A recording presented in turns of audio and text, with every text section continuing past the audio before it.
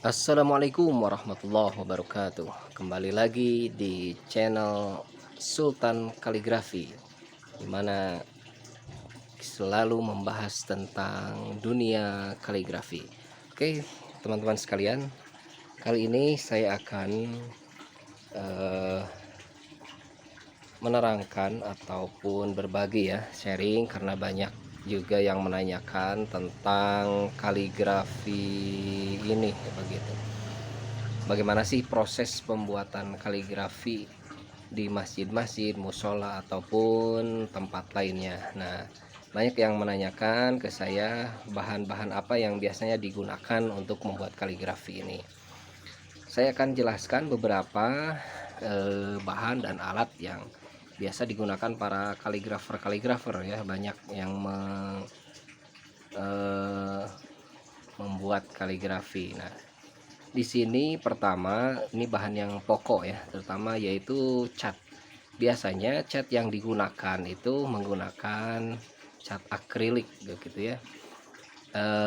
Di sini biasa umumnya para kaligrafer dan saya juga memakainya ya, yaitu menggunakan cat Mowilex ya, cat tembok merek Mowilex ya, cat tembok acrylic emulsion Mowilex. Nah ini jadi kalau kita mau beli, mungkin kita beli yang warna-warna inti saja. Ini ukurannya 1 kilo ya, yang ini 1 kilo, adapun yang agak besar ini 2,5 kilo. Nah ini warnanya kita yang biasa digunakan ya, ada biru, kuning, hitam, merah, dan juga coklat, atau yang paling banyak digunakan juga warna putih begitu ya. Kita beli yang warna-warna inti. Nah setelah itu bisa kita oplos ya, campur supaya menghasilkan warna yang kita inginkan. Jadi ini cat-cat ini ya, kalau di pasaran mungkin sekarang, dulu zamannya tahun sekitar 2000-an mungkin harganya itu 34.000 ya. Kalau sekarang hampir 100 ribuan ya per kaleng ini gitu ya. Ini catnya kualitas bagus begitu ya, yang biasa digunakan untuk dekorasi kaligrafi. Kenapa menggunakan Mowilex? Karena dia itu tahan lama dan juga memang ya kuat ya, enak kalau buat dilukis itu ya, bisa dibuat dilukis di tembok, apalagi ya di tembok, ataupun di keramik, ataupun di granit, di bidang yang licin sekalipun ini nempel, ini kuat, bagus gitu, kuat banget ini begitu ya. Kecuali kalau di kerik itu pasti kena ya, tapi kalau di bagian apalagi yang dasarnya kasar, seperti di baju juga dipakai, ini pasti nempel itu. Kalau udah kering susah sekali di ini ya, karena bagus begitu ya. Nah itu, kemudian untuk pelapisnya ya, supaya mengkilapkan dan melindungi cat juga, ini bisa kita pakai Mowilex water based wood stain ya, wood stain. Ini untuk melapisi kaligrafi ya, cat, supaya hasilnya mengkilap juga begitu ya, mengkilap dan juga menutupi dari debu, terutama kalau ada bagian tulisan yang di outdoor atau di luar ya. Kemudian kalau cat emas bisa juga sih, banyak merek ya. Ini kebetulan saya ada cat pakai Home Deco ya, dari Lain Kote ini. Ini cat emas biasa digunakan juga begitu ya. Nah, ini kalau ada pihak masjid yang ingin warna emas bisa pakai. Ini juga campurannya air ya, campurannya air. Kenapa kita pakai cat air? Supaya mudah dan cepat kering begitu. Kemudian pilox juga ya, ini juga bisa digunakan tadi sebagai mengkilap juga. Nah ini contoh saja, kalau kita mau beli pakai clear ya, pilox clear. Ini tulisannya clear, kalau ini white ya, contoh clear. Ini untuk mengkilapkan juga ya, fungsinya sama dengan pelapis begitu. Nah itu bahan yang utama, yang pertama untuk membuat kaligrafi. Yang kedua di sini ada roll ya. Kita bisa pakai roll yang kecil ini ya, roll yang kecil begitu. Ya, roll yang kecil ini fungsinya untuk ya, membuat cetakan ya, bisa pakai roll seperti ini. Yang kecil sediakan juga yang kecil, atau yang panjang juga ya. Kita harus sediakan yang panjangnya untuk menjangkau yang agak jauh begitu.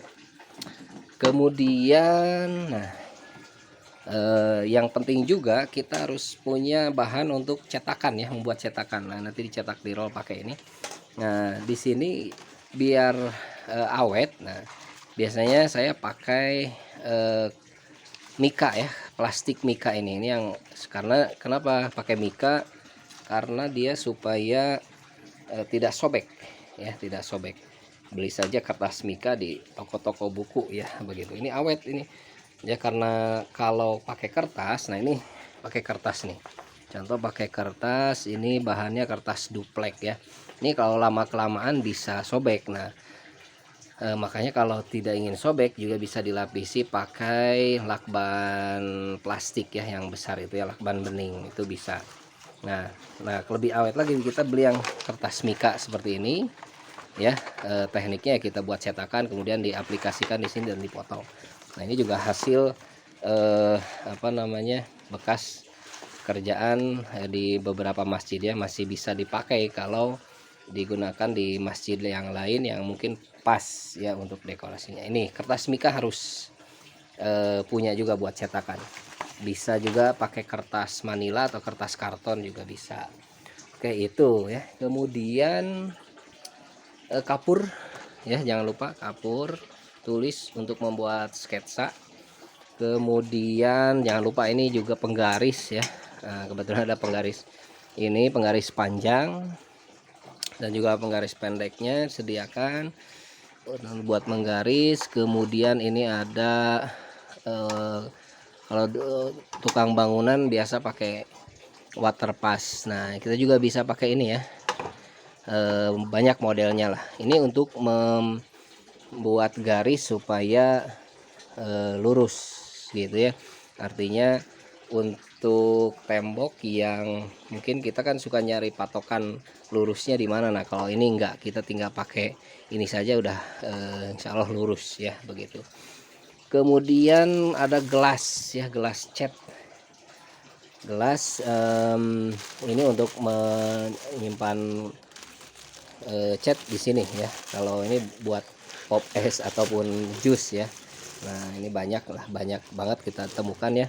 Biasa untuk menyimpan cat di sini ada yang mau pakai yang besar ataupun yang kecil, kita bisa pakai. Kita bisa beli lah, gampang. Kemudian meteran ya, meteran juga penting ini. Meteran kita gunakan buat mengukur berapa meter bidang yang kita akan garap. Nah, yang kedua selanjutnya juga ini yang paling penting ya, kuas ya. Kuas ini mesti kita sediakan ya, mulai dari yang paling besar, ini yang paling besar ya kuasnya, paling besar sampai yang terkecil, mungkin ada yang ukuran satu begitu ya. Nah, ukuran satu ini banyak ya, ada kuas-kuas yang sedang juga kita harus punya ya, begitu. Kuas-kuas seperti ini ada kuas untuk terutama untuk membuat blok-blok ya, memblok bidang-bidang kaligrafi buat yang kita buat ornamen ataupun huruf. Kemudian ada kuas kecilnya ya, kuas kecil-kecil. Biasanya saya pakai kuas pagoda nih, kuas pagoda yang ini karena udah banyak dipakai ya. Nah, ukuran-ukuran kecil saja, nomor 6 begitu ya, begitu. Nah, kuas pagoda seperti ini. Kemudian kita juga bisa pakai kuas yang ceper ini Vitek ya, mereknya Vitek. Ini yang ceper ini tuh beda kan, ini buat nulis huruf yang ukuran besar biasanya ya, digunakan buat nulis huruf yang besar. Ini juga bisa nih, begitu ya. Oke, ini kuas-kuas yang digunakan buat huruf ya, begitu. Merek Eterna, ada yang merek Eterna. Nah, ini ya, ataupun merek apa yang kita buat pipih, ini khusus menulis huruf ya.